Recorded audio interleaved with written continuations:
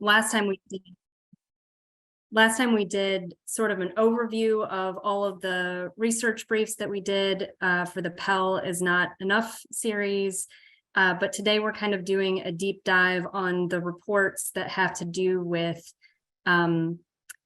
financial aid literacy, but then also how cost of attendance and tuition bills are communicated to students. But before we get started with that, just to carry over from last time, thank you to those of you who filled out the exit survey that we had. We got some great feedback. And then also we sent out a document that hopefully you all got that was sort of a summary of last time with some of the topics that we discussed.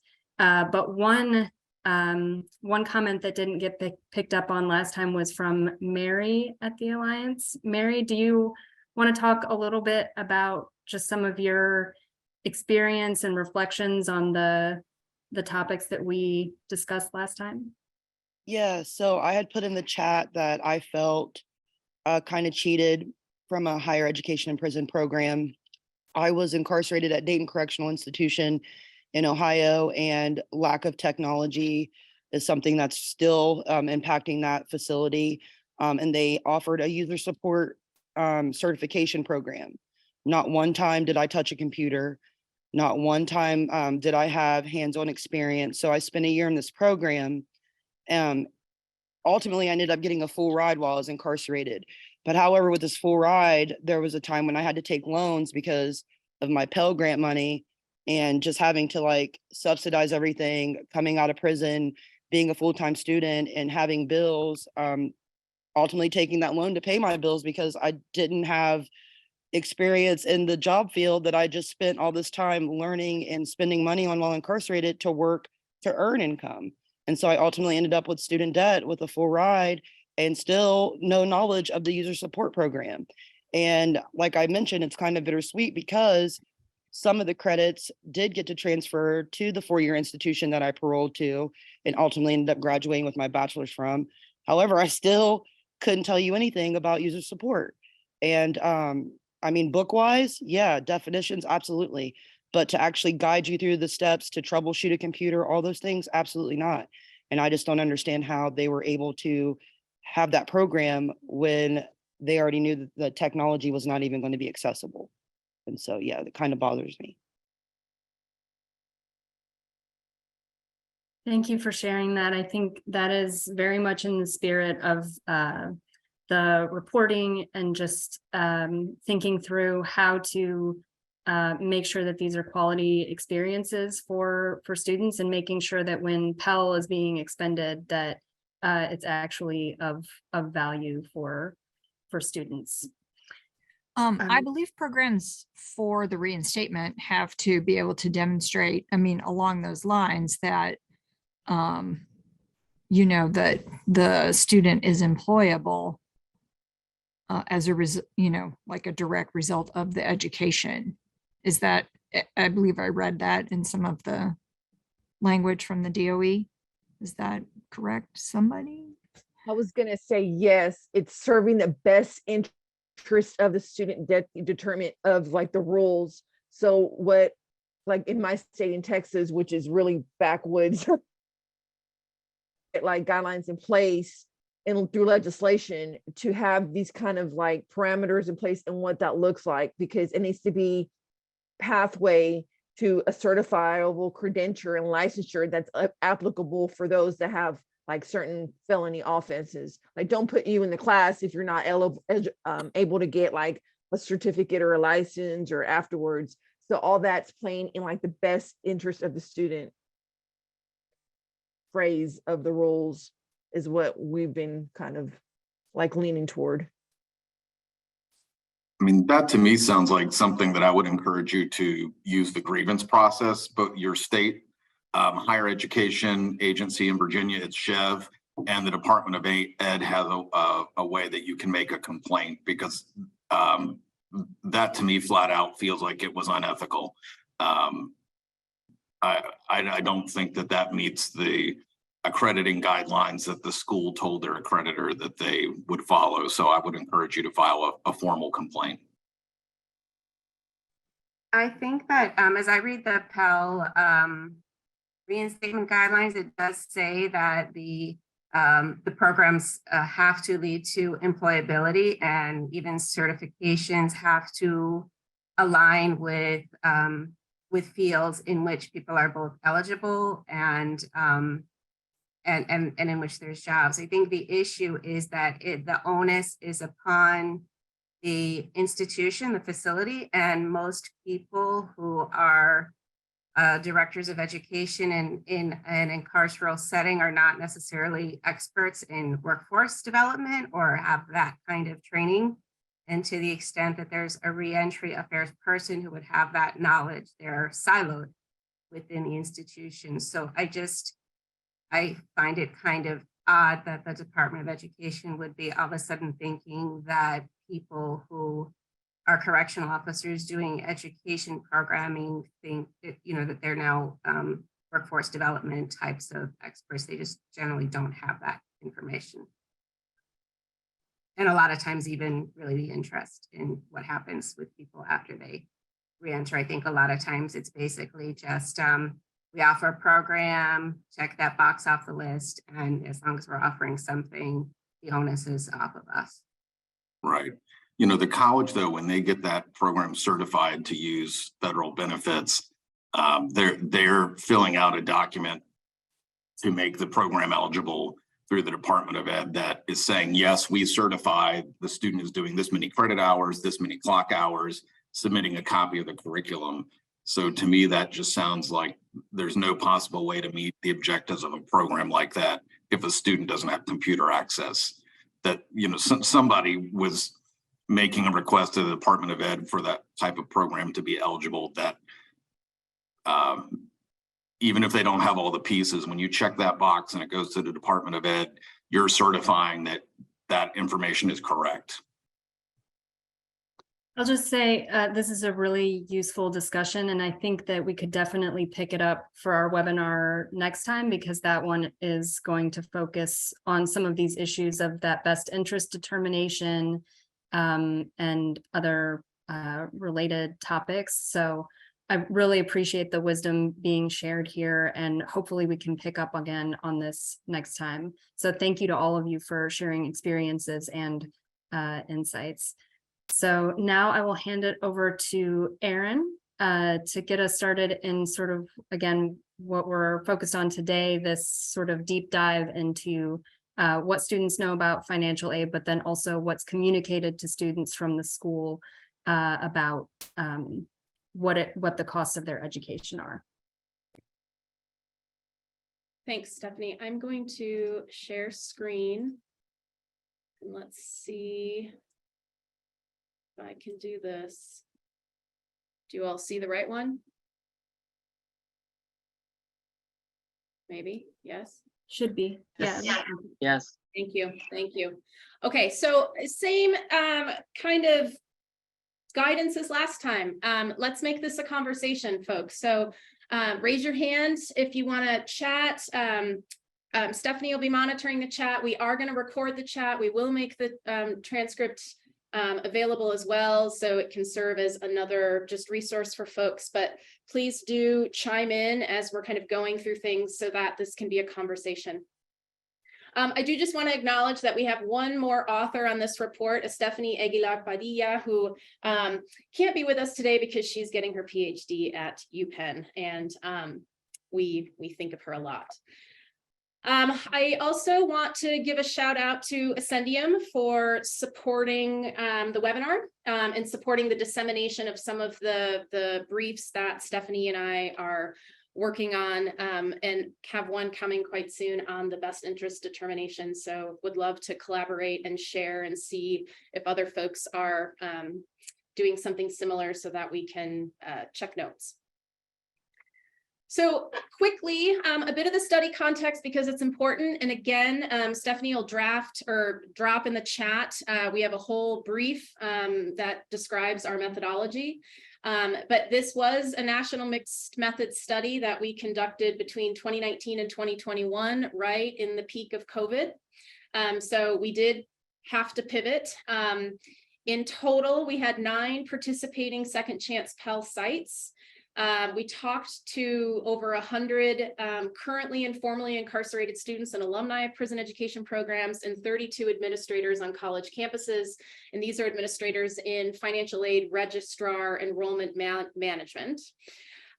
With a small subset of institutions, we worked with their IR office to pull individual student outcomes data and financial aid data. And that you'll see today, we also pulled some tuition statements to be able to better understand if and to what extent students are receiving communication from the institution about how their Pell Grant is being provided or how their Pell Grant is being accounted for. So the first finding, and those of you who were with us last week, you already know this. I do just feel like I need to mention it again today because it is kind of at the heart of what we're trying to do, which is kind of fostering individual autonomy and financial aid literacy. It is, I want to just recognize, difficult to do that for non-incarcerated students on a college campus. And now we are adding the element of kind of all the restrictions of a prison. And so this is not a small feat. It is not a small challenge. I'm hoping today we can have a space to talk about kind of what's working and maybe what's not. I will say the biggest finding from our study is that there are just extremely low levels of federal student aid literacy among incarcerated Pell recipients. And again, I can't underscore this enough. These are people participating in the federal experiment. So when we would ask them kind of what is the Pell Grant? Do you know about need-based financial aid? Only about half of our participants knew about need-based financial aid in kind of the grand scheme of things, but could not explain why they were specifically eligible for Pell. And here's where I just want to really kind of make it explicit that it is a greater responsibility on practitioners in this space to ensure that students understand what they're participating in, and to the extent that we are absolutely capable of doing it, giving them consistent, accurate information. The other kind of big finding is that students did not understand lifetime eligibility, depending on the site that we were at. Some students didn't understand that there was a cap at all, and that did tend to align with programs. So like if there was a program that did communicate this well, students did understand. For the most part, though, students did not understand. And I think the other kind of big takeaway here is that students did not know how much eligibility they had remaining. When we would ask students, where do you go to find answers to these questions?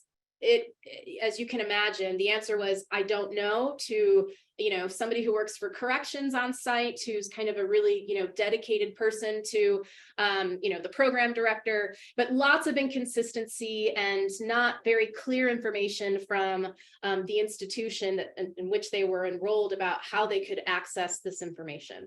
And I will just say that this was across institutional type, so there was no particular institutional type that did this better than the other. And this is kind of regardless of whether students filled out paper FAFSAs or submitted online, because even the students who are able to submit online had extremely restricted access to those computers. So it's not like they could just kind of go on and log on whenever they wanted. They needed a lot of oversight and surveillance. They needed permission. And so the accessibility to how frequently they could do that is questionable.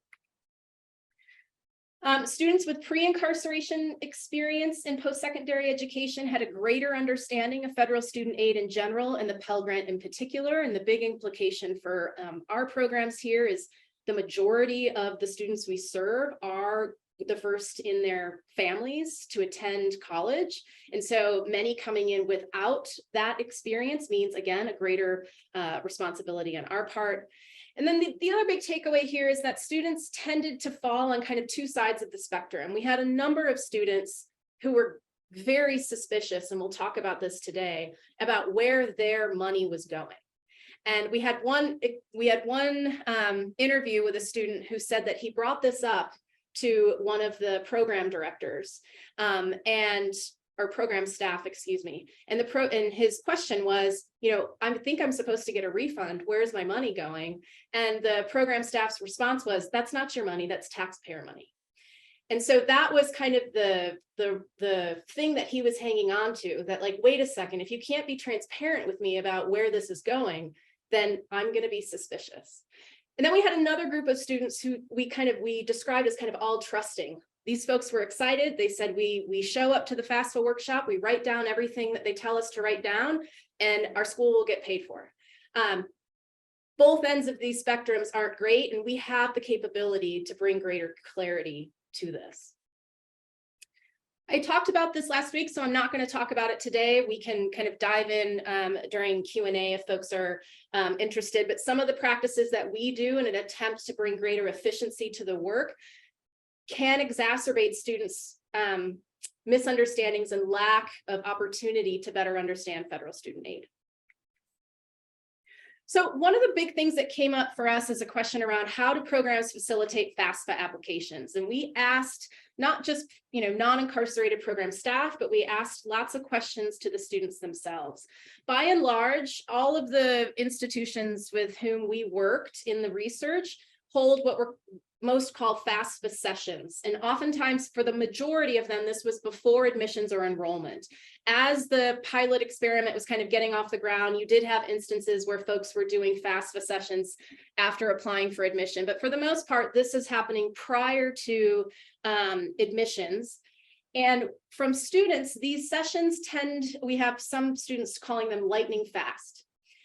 These tend to be sessions that are very focused on content and completion.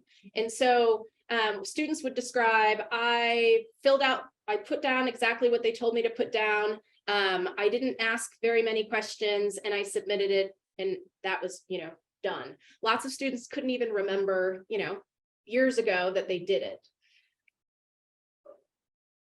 In general, these were facilitated by non-financial aid staff. And we have interview evidence of this from the student groups and the administrator groups. And we all know on this call that there are so many reasons for that, right? So we're not making a value judgment here, but we're just maybe stating a fact from this research that people facilitating those workshops are not financial aid professionals. And so one of the questions we have is when students ask really nuanced financial aid questions, who answers those? And what potential training does someone go through? I know last week we had some folks say, like, I go in and, I bring as much information as I can. And so I'd be curious to hear today how folks are kind of working through this.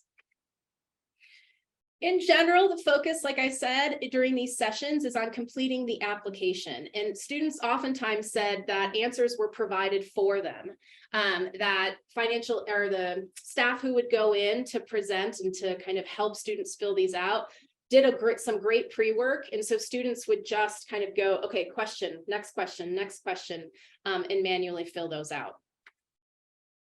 We did have some schools and students who were required to sign acknowledgement forms. And these are forms that simply say to the effect that I understand that I am accepting federal student aid in the form of a Pell Grant for X semester. What wasn't clear in the research is the purpose of these acknowledgement forms. And so, from a compliance side, kind of a liability side on the institution's half, like we can certainly understand that.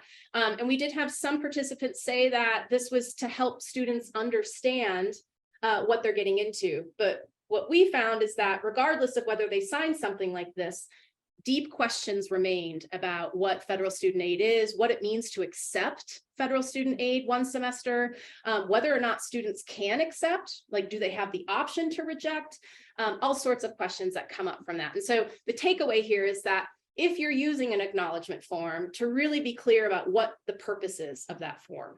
And if it is for education, we're going to talk a little bit today about maybe some improvements that you can make for additional clarity and transparency.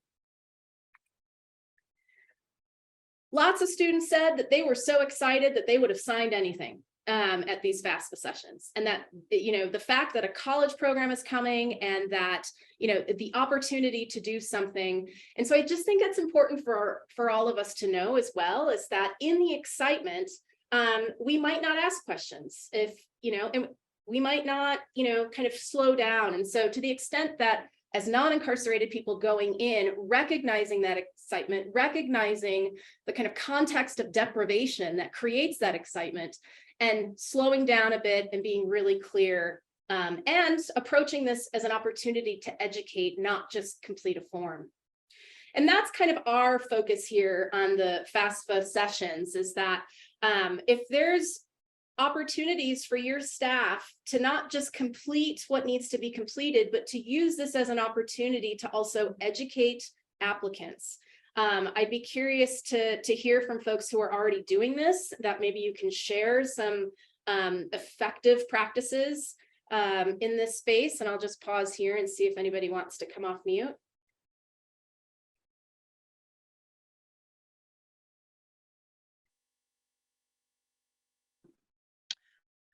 I'm not sure whether I have effective practices, but I do have a dilemma that I face. First of all, let me preface it by saying I am not in a correctional facility. However, I do have a lot of communication with freedom challenged individuals as they are pursuing higher ed while they're incarcerated. Here's my dilemma. I'm finding out that many have had experience with higher ed prior to being incarcerated. With that comes, of course, the education of this new Pell issue, but they have loans. Where does all this fit in the grand scheme of things? Everywhere. Exactly. Exactly. I mean, I kind of knew the answer to my question. Yeah. But the problem is that, you know, obviously the loans are in default. I have some students that express exactly what you were just talking about, but by the same token, they are also confused. Okay, I don't know whether I can get a Pell because I have these loans and, you know, I don't want to do any more education, you know, if I still am going to owe money when I get out. Right.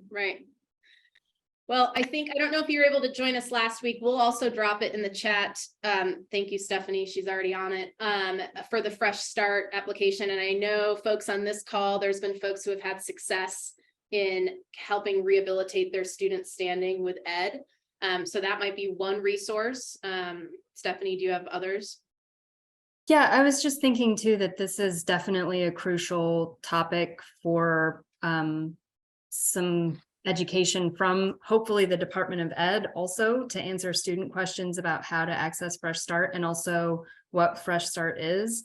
I know Shaylin Smith is on the call and we talked a little last week about explaining to students that Fresh Start is not debt cancellation, though that is something that has been discussed obviously, but that would be a crucial part of any resource that you're giving to students to explain what Fresh Start is, how to access it, and then the difference between Fresh Start and just canceling student debt. But that would be real helpful because there's also the big issue of accrued interest. Yep. So, you know, anyway, just sorry to put a negative connotation in there. Well, but Donna, thank you. And I see Alan's also putting some more info on Fresh Start. Thank you in the chat. I thank you for sharing. I'm curious if anybody has other kind of challenges in the space of providing FAFSA sessions or workshops. And I'm sharing pictures of my twin babies, Elia and Esperanza, just for motivating us to chat.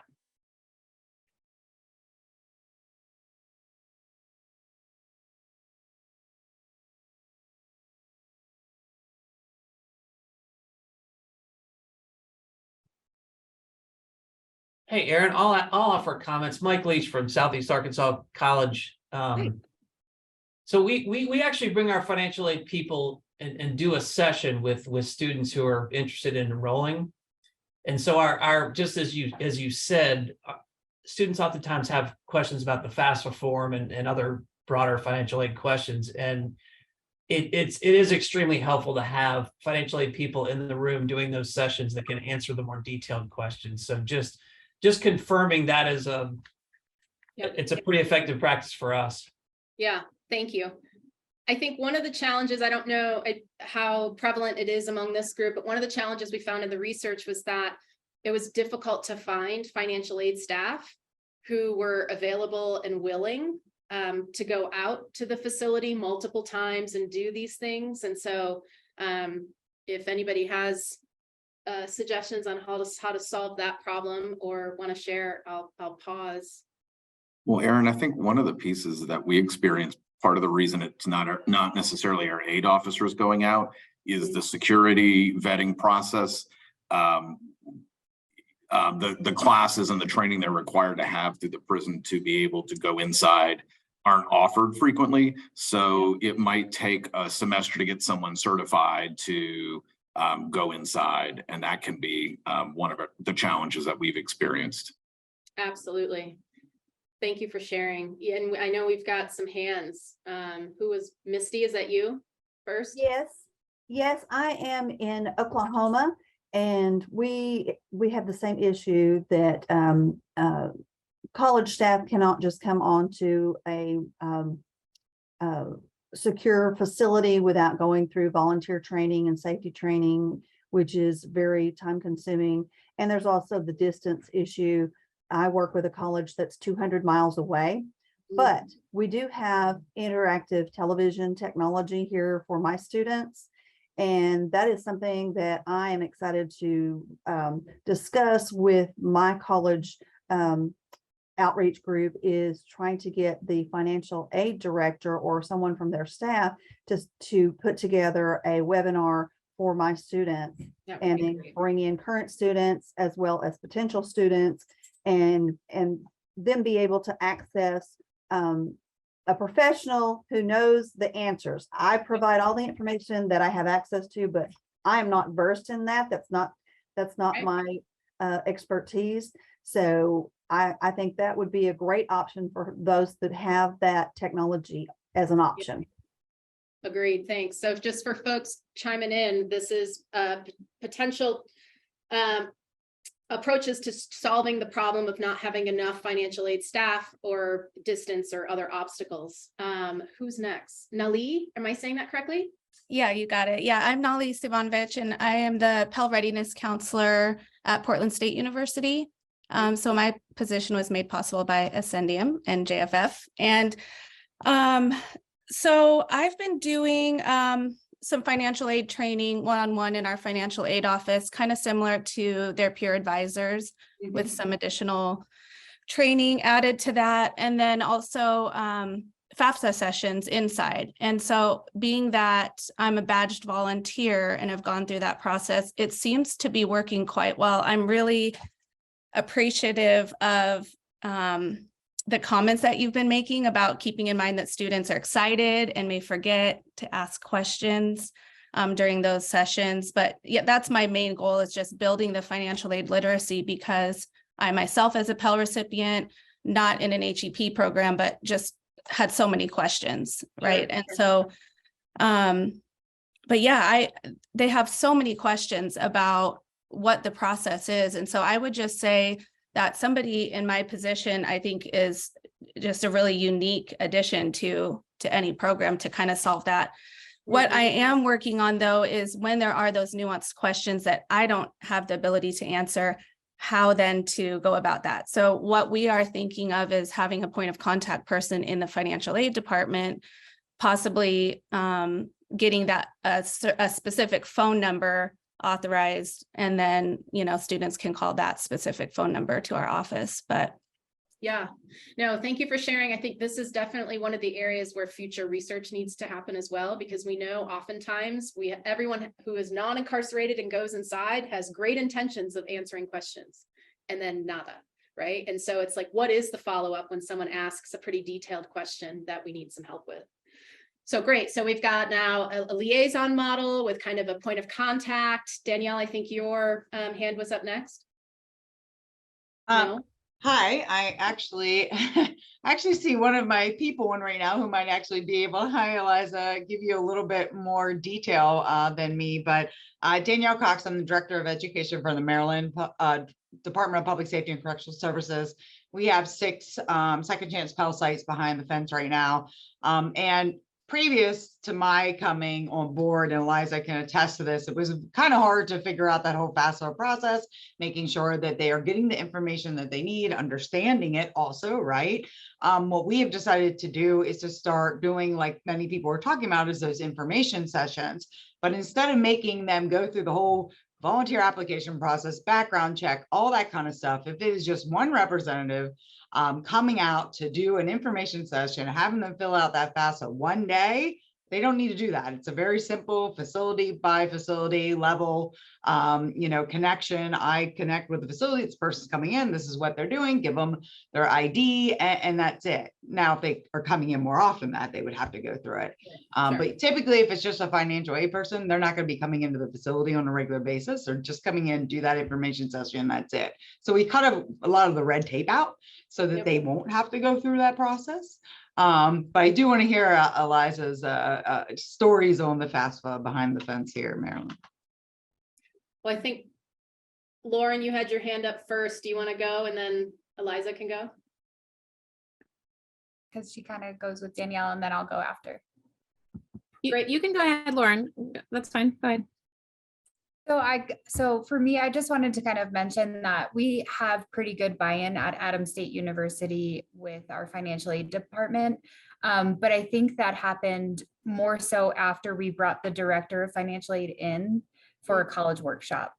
And she's been really helpful with the process of getting second chance Pell people through.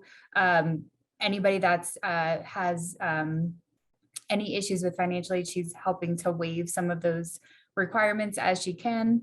And it created more of a buy-in from her whole team for us. And then with, we're hiring right now, we're looking at hiring a financial aid liaison just for our program. And then the other thing that I think is really important that our financial aid director is helping us on is we're creating a Pell kind of like a packet to go out to all of our students to explain everything about Pell that we can. And I've been on one of Erin's webinars before, so some of that has changed recently to add in some of the information that you mentioned that we didn't have. Yeah. But I think those things have been like bringing the director of financial aid in was probably the best thing we could do for our program, because now everybody else is excited to be a part of it. Yeah. That's a great suggestion. And if part of the challenge when, when our folks on campus aren't going to the prison is that there's no concept of what's happening, right? So that's a good suggestion. And then I also just want to highlight, I think Alan put it in the chat, there are programs on your campus who assist with college access. And typically financial aid is one of those things. If your incarcerated students are enrolled students, and I know maybe, if they're not paying fees, we can kind of get down to the nitty gritty here, but if they're enrolled students, they're entitled to those services. And so part of this is also, I think, if I'm reading Alan's suggestion correctly, lean on the programs that already exist. So he is suggesting TRIO. There are all sorts of programs that, might have a college navigator, a liaison, someone who facilitates FAFSA workshops so that you're not entirely alone and that you're leaning on the resources of the institution to kind of elevate the work. Eliza.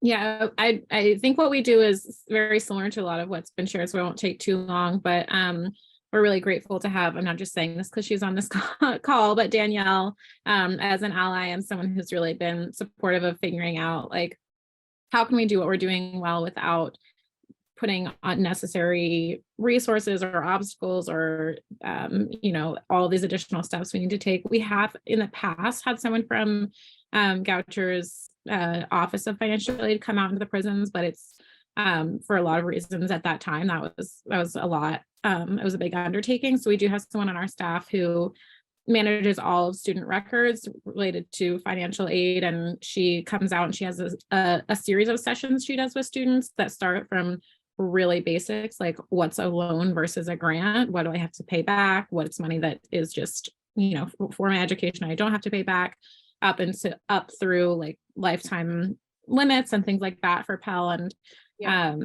I think even by the third session, students still have questions that go back to the really basics, which show how important it is to do these sessions. And I was talking with a student recently who came home and he was applying to school on the outside, and we were walking through the financial aid session or information, and he was like, oh my gosh, all those sessions that you made us sit through that I thought were pointless, like now I actually need to know that on my own. So I do think it's definitely worth the time to take to not just say, fill this out and we'll take care of it for you, but it's more work really to help students understand. But that's, I think it's definitely worth it. And I think we have an ethical obligation to make sure that they understand what they're signing up for. Absolutely, and a professional obligation. And there's a kind of conversation in the chat here about whether or not there's any differences in misunderstanding. That was not an aim of our study, but I think I'll just speak as someone who's worked in higher ed for 15 years. No, there's misunderstandings everywhere, but because incarcerated people can't access the internet and can't immediately get their questions answered, there is additional challenges, and I would say additional responsibilities on us. I'm going to call on Jose, and then we're going to move on to exciting tuition statements. Thank you. Jose Quiroga, Nevada System of Higher Education. I work for our system office in the state, where we coordinate work across all of our public institutions. And we run through a lot of the similar issues that have been already mentioned. Just wanted to highlight that, one of our financial aid directors, he's currently teaching an accounting class at a prison. And through that same engagement, he really engaged his financial aid office in his campus. But what I wanted to share that's been on the chat is that state agencies can have a role here in helping several institutions kind of pull resources. We're trying to figure how that might work out in Nevada, a very decentralized state where we don't have an outreach arm in the central office. But that's something that I would love to hear about, how other states are doing that as well. But that's something we're trying to figure out. What areas can we centralize? What areas can we share resources across institutions to help all of our programs? That is an excellent recommendation. And it lifts all boats, right? So if your Board of Regents or your state board of higher ed has a college access arm, it's an excellent suggestion to try to reach out and tap into them and kind of reserve some of your resources for Fresh Start and all the other things that we're going to need to do to help students get access. Erin, Yes, just real quick before we move on to that, I just wanted to. You're muted. I'm putting in the chat now the briefs that we had about the frequently asked questions from students. That's an educational tool. Would love to hear feedback on it. And then also trying to update students about what the new regulations mean for them. That's the second brief. And because I know Dr. Corbett is on the call and hope that it's okay to say this, I know Dr. Corbett also has a resource which, looking through it, I really like as well. It does some things that our resources don't, like listing out other kinds of financial aid, why your institution is eligible, some steps about filling out the FAFSA, how the funds are handled. I don't think we necessarily address that the funds go directly to your school and not to you as an individual. And just like listing out some common terms and things. And I really liked the last part of that resource, which is questions to ask your school. And this goes back to where we first started of, what am I going to be able to do with this credential? So hopefully, Dr. Corbett, if you would be willing to share that with others. I've seen some people talking about taking these resources and adapting to them to your institution, which I think, Erin, tell me if this is okay, but for people to take this and use it however you will, adapt it to what's, absolutely, for your school. So I just wanted to say that before we moved on. And we do have, you can reach out to us if you see any updates or misinformation or misinterpretations that we have that we can correct there. Dr. Corbett, I see you have your hand up. Yeah, I just wanted to say that, yeah, it's absolutely, the resource was designed for distributive purposes. And so I put my email in the chat. So if you would like a copy of it, or if there are notes that go out after this call, happy to include that resource.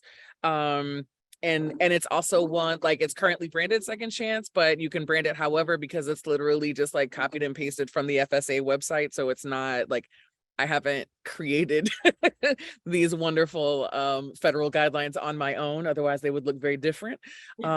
So happy to share that resource. Thank you. Okay, we're going to transition to financial aid statements. I want to just preface this by saying, among the 100 students who we spoke with, few had ever seen a bill or a financial aid statement or some kind of tuition statement from their institution. So when we asked for these, we actually had to mostly ask administrators for them.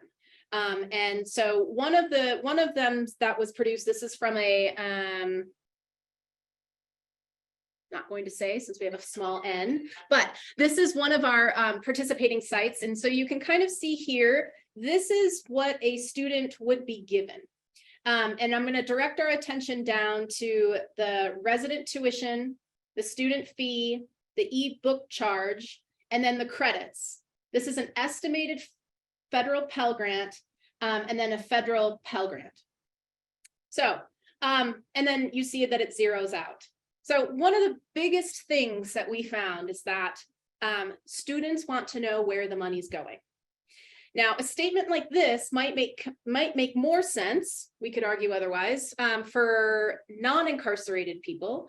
But when you're incarcerated, how do you find out what the student fee includes?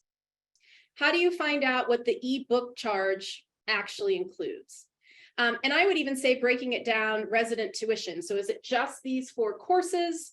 So partly what we're saying is that the statement in and of itself, there's lots of opportunities to expand to provide greater transparency here and a fiduciary duty on our part to do so. And here I'll just say your institution likely has a web page or a resource called Tuition and Fees Breakdown. And it should be very clear what is charged and for what. And so rather than reinventing the wheel here, to the extent that you can lean on institutional resources, maybe you just create an addendum with this statement that also includes that, and some other things that we'll chat about in a second. So here's another example of a self-calculating document.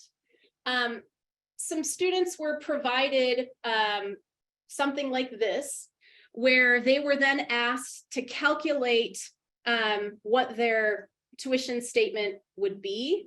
And as you can probably imagine, nobody was able to do that. Semester to semester, very difficult. And here, you know, the burden is now shifted to the student as opposed to the institution providing what is essentially on the student's account. I also circle this. I know we checked in with some of our Vera friends on this, but there's also a note that excess funds are refunded to the Department of Education for this particular student group. And students had so many questions about what that means. Well, what does that mean? Does it get credited to my account? How does that actually work? Do I know if there are excess funds? And again, when we would ask, where do you find the answers to this information? It was, I don't know. I don't know who to ask. I guess I would ask, you know, our education coordinator, who is not an employee of the university that they're enrolled in, is not a financial aid administrator, yada, yada. The other type of document that we saw was a financial aid award letter that was personalized to students. This was from the institution, and I'm circling here what you can see. It's a federal Pell Grant and a scholarship. What's not here is what tuition is, what the cost of attendance is. And so what we have found is that there are pieces of these things happening, but there's not yet kind of a comprehensive example, at least in our small sample of participating institutions, where one document kind of laid everything out for students. You'll also notice here that it says, if you wish to decline your financial aid, please see your academic advisor. As you can likely imagine, students cannot see their academic advisor, just kind of if they have questions. And there are also lots of questions as to whether or not they can decline. So do students have the ability to decline? And then what does that mean? Do they not participate, et cetera, et cetera? And so again, just another kind of added layer that we have to be proactive and being transparent about what these things mean. So I want to pause here. This is my daughter, Elia, and just talk a little bit about why tuition statements are important. In our study, when we would ask students, okay, how much does it cost to attend the school in which you're enrolled? Very few people were able to even give estimates as to the answer to that question. How much is your Pell Grant? Same thing, unable to give very close estimates. How many scholarships do you get to cover the gap between the cost of attendance and what the financial aid Pell Grant will cover? Not a lot of information. So in general, that the kind of communication that we don't tend to do on campus, because students can log on to their bursar, they can log on to their account whenever they want. We have an additional kind of responsibility and labor to actually share that, because students can't access that. And so I'm curious if there are any folks on the call who have come up with some ways of doing this. And I think part of our recommendations is that this is done at least once a term. So if you're on a 3-term or a 4-term or a 2-term, and who does that at this point, right? Like, whose job is to do that? So I'm just curious if folks have thoughts or feedback on any of that.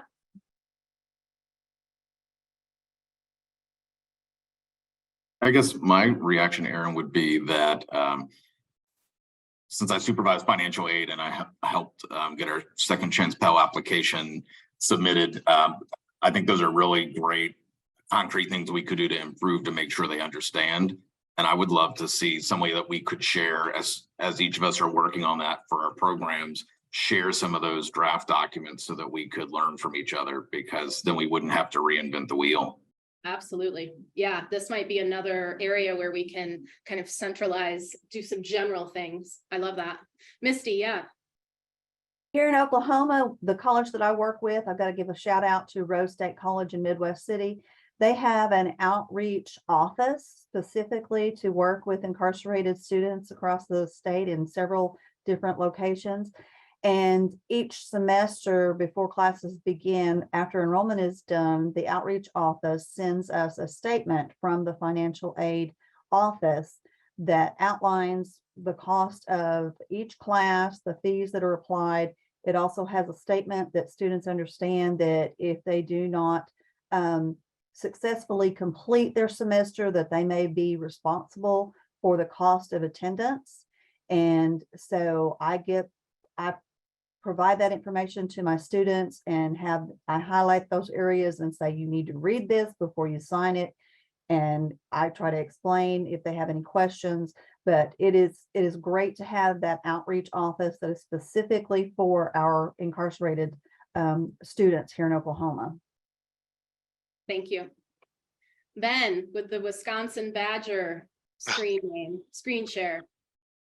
Thank you. So what I've found in this realm and in this space is there are a lot of variables, so that the colleges that we work with tend to have sort of the online portals, and they prefer to use the online portals because they walk through the variables to deliver an outcome.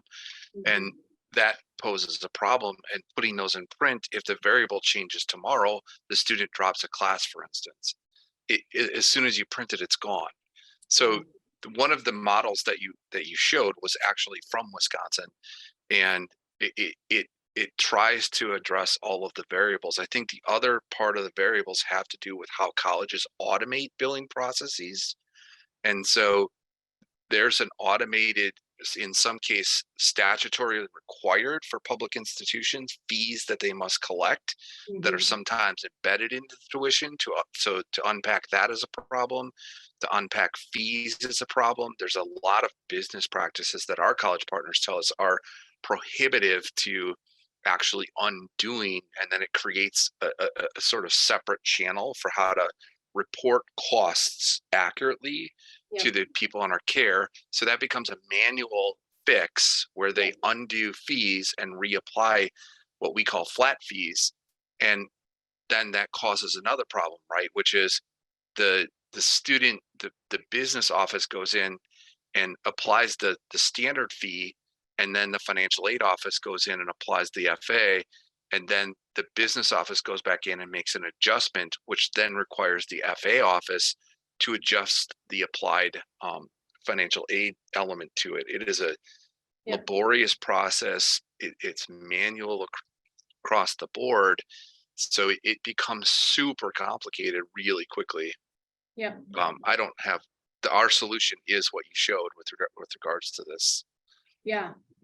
Well, and this isn't like, I think we're still learning here. So what I will say is, if I'm just speaking from the research, students want more transparency. And so my suggestion would be, even if that is a kind of cluster of things that can't be undone very well, to just be explicit about that. And so maybe that's a letter from maybe that's a letter from the program director that just says, here are some kind of things to keep in mind as you're reviewing your statements. This can change at any point.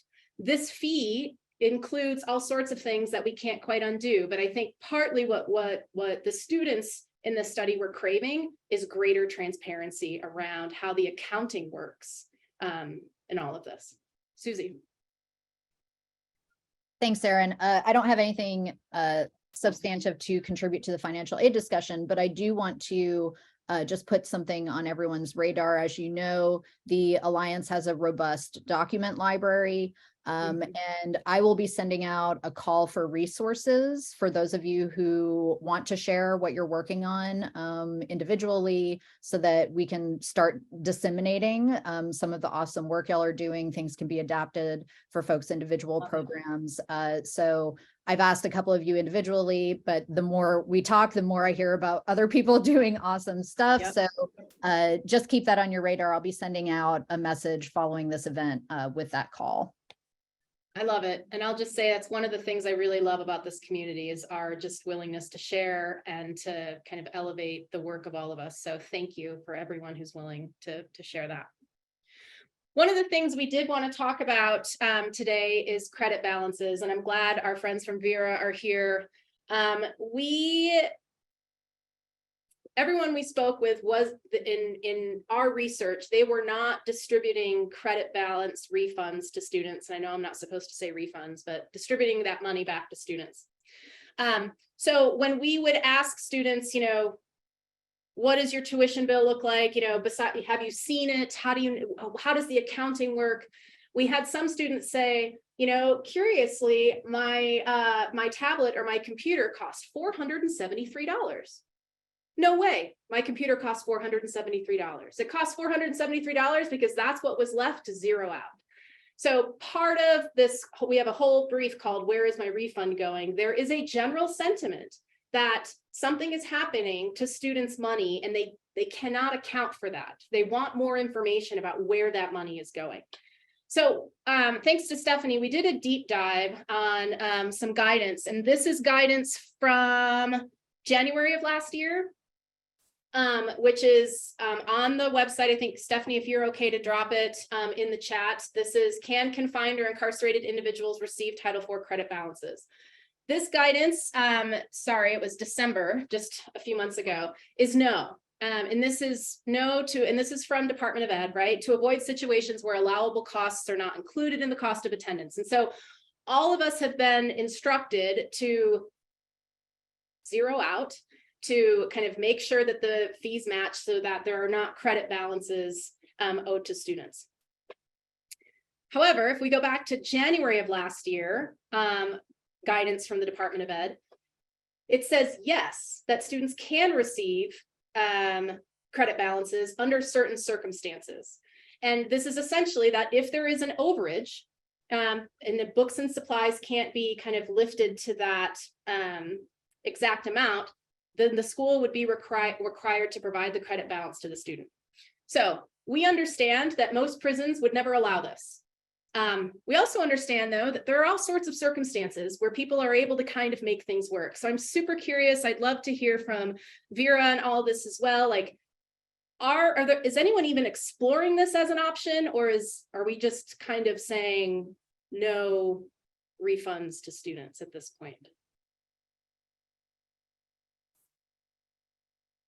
Please, Dr. Corbett. So thanks. Thank you, Dr. Castro. I think, for a lot of financial aid folks, it will depend on just how stringent they are with the guidelines of packaging.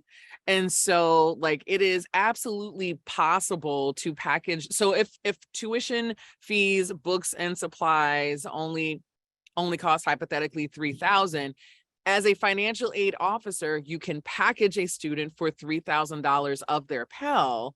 Right. And that's all they're going to use. There's not necessarily a refund that has to come.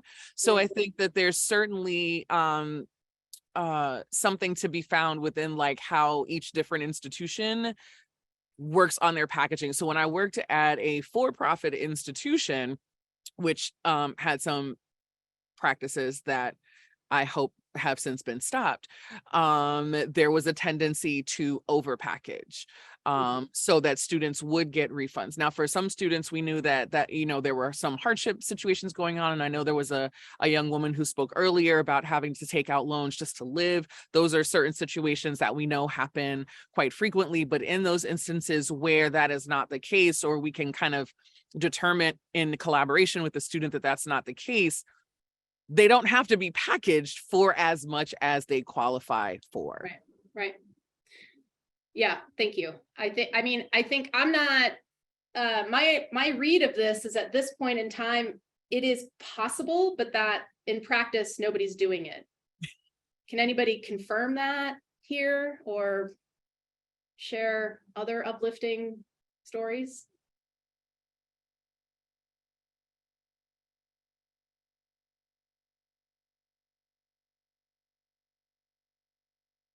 Okay, well, here's what I'll say. What we know from the research is that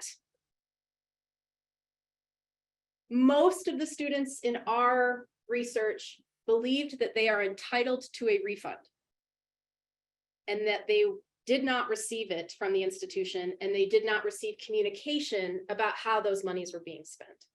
And so one of the recommendations that we have is to be extremely transparent in this situation. That Department of Ed guidance, and if there's anybody on Department of Ed on the call, please jump in. But if there is Department of Ed guidance that says that we are not supposed to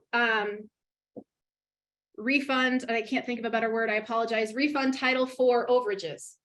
So because of that, here is what we did. And that could be a letter. That could be just something, I mean, maybe this is one of those standard documents, again, Susie, that we kind of, that this is the guidance, and this is how we respond to that guidance, and here's how the accounting works. So I think short of us being able to provide refunds to students, can we be as transparent as possible so that they understand where that money's going, how it's being used? So that would be one of our kind of big recommendations. The gentleman from Wisconsin kind of, oh, please, Alan, chime in here.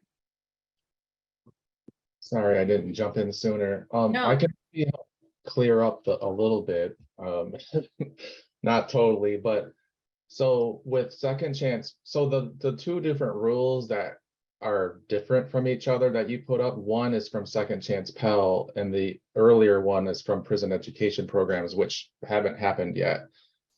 And Second Chance Pell, when it started, was just like what the rule you put up for PEP was, where there was no credit balances allowed.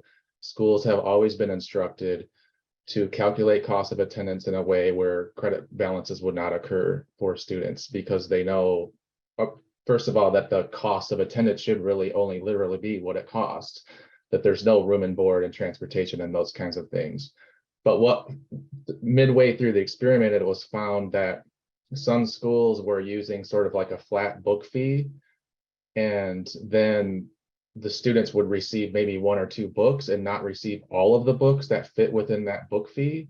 And so, and then theoretically they are entitled to that credit balance because they were charged a fee for a book that they did not receive.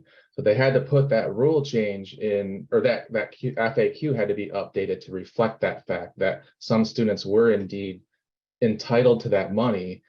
But then there's also the recognition that many departments of corrections would not allow that to happen. So I can't give you any, scenarios where that credit balance actually made it to a student in those cases. And probably the best practice in those cases where they couldn't receive it would be go back and recalculate their reward to match what the actual cost was. And then that money would just end up going back to the Department of Education. Yep. So with the new rule that you put up from PEP, what I think they're trying to do is get back to the practice of not having credit balances where it should be. So all of the schools should really be finding a way that you calculate the cost of attendance to be exact so that you don't end up in situations where students are entitled to this excess money that they can't actually get. Right, right. I appreciate that context. I think that makes sense. And I think knowing that the recommendation would stay the same, just kind of a greater, I think Mary at the beginning of the call said, I was in this program and got charged to kind of learn how to work on a computer. And I got out of prison and spent a whole year in a program and wasn't able to learn. So many people that are still. Oh, sorry, Paul, did you want to say something?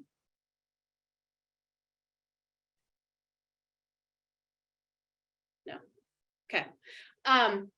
So what is it that we can do to ensure that students are both knowing what the fees cover and I know this is incredibly difficult as someone who's not incarcerated, right?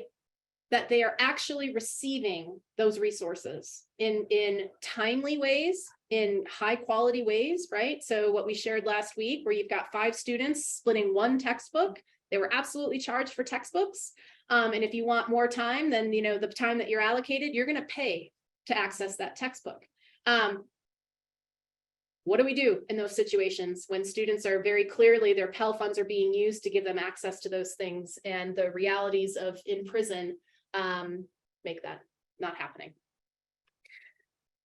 So one of the other suggestions we have is to, if you've not seen your enrolled students Bursar bill, that you ask to see it so that you can see how the accounting is working at an institutional level. And I understand that programs, we have all sorts of ways to kind of award scholarships and moving money and yada, yada. And I think I'll also just say here, one of the things we did encounter, and I appreciate Dale asking this at the beginning of like, were there any surprises in this research? And I will say, after we did the very first focus group, our research team ended up drafting a letter in this beginnings of the FAQ document because we were absolutely shocked at the level of misinformation inside.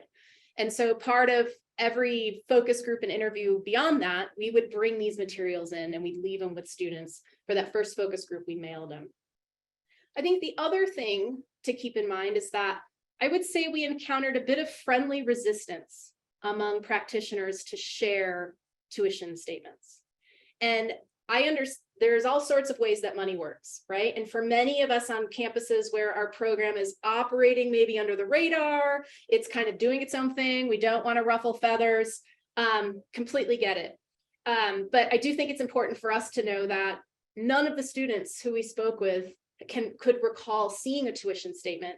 And many of the institutions we asked couldn't produce one. We had one institution produce one for us, which we didn't share because that's not really the point. We wanted to know kind of what was produced for students. So I say all that to say that there is, I think, a bit of hesitancy in this space to be transparent about how money works. And this isn't like a call to, if your program's operating in a very conservative state where it's on, vulnerable and like that, I'm not saying like you gotta, make everything known. But you know best what you can do within the boundaries of where you operate, and you know that students need more information. And so what is it that you can do within your scope of influence to provide students with what they are entitled to? So one of the suggestions that we have is creating an addendum or creating some kind of communication at the program level, in addition to the official institutional documentation that explains to students how to read the statement. So what is it? And again, Susie, thank you. I think this is an opportunity for us to kind of create a some shared resources here.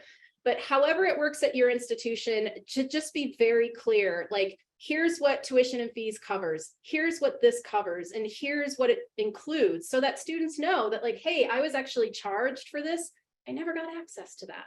Or, hey, tuition, I'm supposed to have 45 contact hours per term, I didn't get that.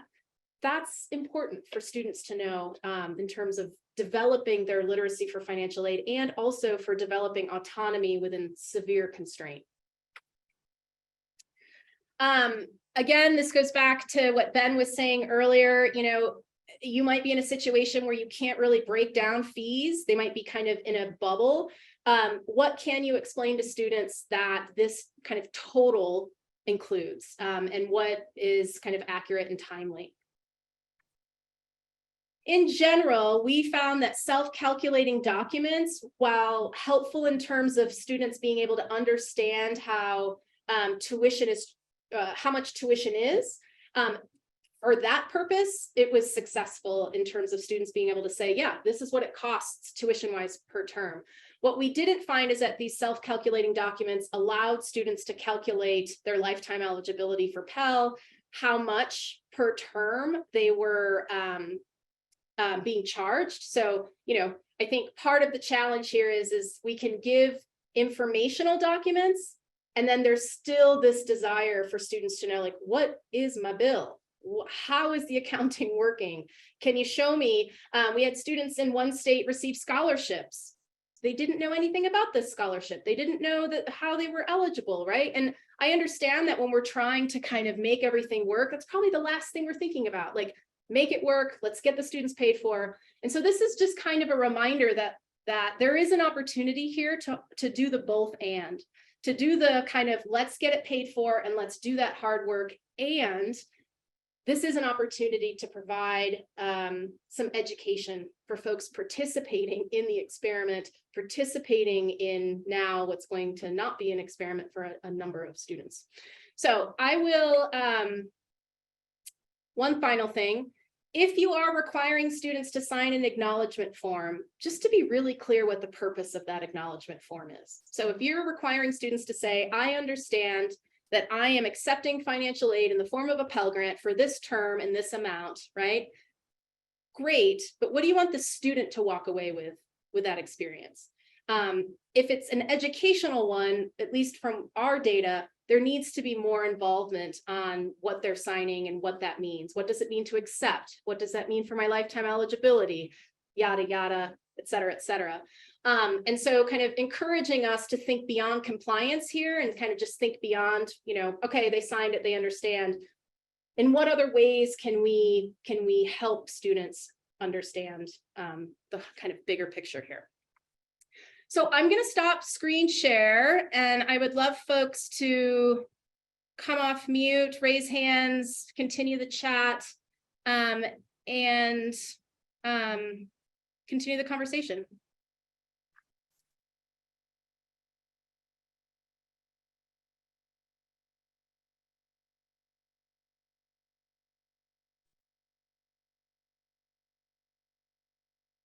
Well, Aaron, I'm going to go if no one else has a question. It's Mike Leach again. So I have heard that if students are incarcerated, they do not have to go through the financial aid verification process that randomly students are selected for. If we communicate or somehow show US DOE that they are incarcerated, then they are exempt from that verification process. Is that accurate? I just don't know if that's true or not. I am going to turn over to Alan if he's still on the call, or Stephanie. I think Alan had to jump off, but we have a comment in the chat. Verification is waived for 2023, 2024 only for incarcerated students. I personally had not heard that. So if people have like a source to cite, that would be great.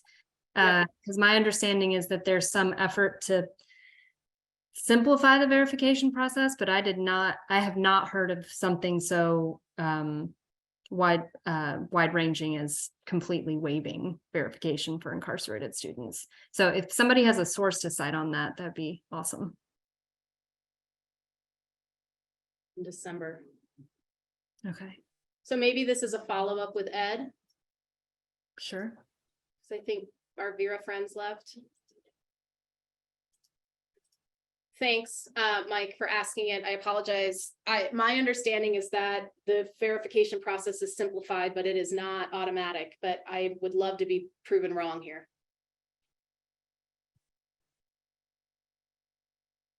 I can just step in really quickly. I don't have a complete concrete answer on whether it's eliminated altogether. But the point of the new FAFSA form that is specifically for incarcerated students is to avoid some of those verification steps. So what has been happening is that, you know, Ed is getting a lot of notice that, hey, there's all of these students with the same exact address. And that's what's actually prompting the verification. And they were made aware of the issue, and that's why they created the FAFSA that's for the incarcerated students. So I haven't heard, but I'm not 100% sure, but I would expect the need of verification is significantly going to be reduced.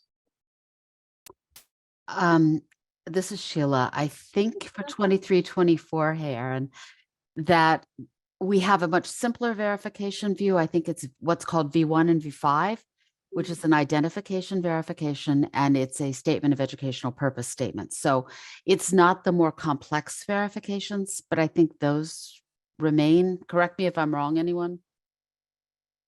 That's my understanding, Sheila, as well. And I think we're also happy, unless someone else wants to take it on, to send the PEP at UD, whatever the email is.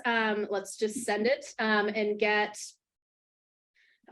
clarification, and we can share it next week. But I think my understanding is what you just said, Sheila. So it's short term, but also coming forward with other changes, maybe. I was curious if the prisons themselves are asking for any FAFSA related information to create these PEPs. Like, what are the prison oversight committees asking for? It's a very good question. Folks have experience with this? Not to keep picking on Vera folks, but I know that there's a lot of technical assistance happening around helping departments of corrections develop those applications. And I think if I know we have a Vera person on here right now, that would be a good person to reach out to say which of those applications already exist and what do they look like, what's going into them. I think next time that's going to be one of our topics for the final webinar, is as we are all working with our departments of corrections, you know, there might be those of us here who are working with our oversight entities to figure out what that might be, maybe in an advisory capacity. So I think we hope to talk about that next time in more depth. I just wanted to say on this issue of credit balances, I don't mean to like keep coming back to it all the time, but that was one of the things that struck me the most from participating in this project, is just the suspicion that comes around that. One of the students we talked to had this inkling that all of the leftover funds were being pooled together to buy books and supplies and things. And I have to say, just anecdotally, that I have heard some things that sound sort of like that programs might be doing. So I don't think that all of the suspicion is unwarranted. And I would just really encourage us to think, I just want to reiterate that point of thinking about how we talk about these things in ways that we're informing ourselves and students about this particular issue. Thanks, Stephanie. Ben. So I missed the questions about or I don't understand the question about what DOCs are doing as it relates to the process. But I will say that it's pretty clear on that Dear Colleague letter from July that was posted in the chat that two things are true: that it was suspended for the 23-24 award year, and that they are currently reviewing guidance and policy for updates that with the Future Act and the FAFSA Simplification Act in that Dear Colleague letter. And then I'm curious what that question was that Rama asked. It was more around the in the application process, like there are 3 steps to this PEP application process. In the first step, you're engaging with the Prison Oversight Committee and trying to work with them to craft this program. And I'm kind of curious what their expectations are, or what their curiosities are around FAFSA itself. Like, are those questions that we're going to anticipate? So if I may, I'm sorry. Well, I'll just say this. I have spoken extensively with several of the Vera TAs, and every state Department of Correction is at some stage of developing their documentation requesting college proposals. And in talking with the state directors of education, you probably get a mixture of half of them leave all of that stuff to the colleges to just do independently, and the other half have different layers of understanding and what they would expect colleges to provide as a service around that. I can only speak for Wisconsin that we expect colleges to understand the process and to help administer that process in our environment the way that it works for our students. Thanks, Ben. And Donnie, am I saying that correctly? Anthony, yes, thank you. How you all doing? My name is Anthony Corletto. I'm a program associate with the Vera Institute of Justice.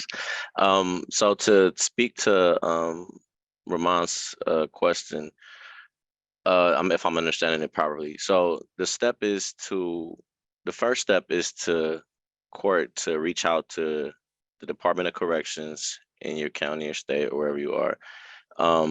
They're putting together an application process which has to take account of all of the stakeholder feedback, which is the SHIO, the State Higher Education Office, which is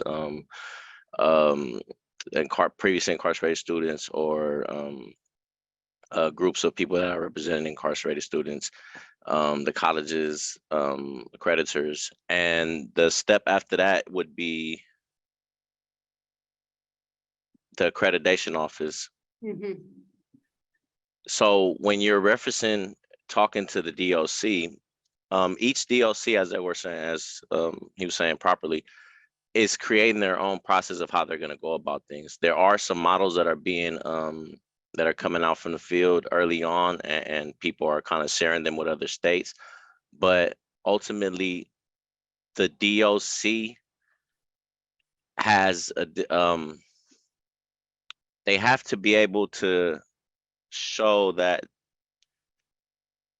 it's comparable education being given to the incarcerated students as same as it is in the university or the college or the program that you're depicting to give out.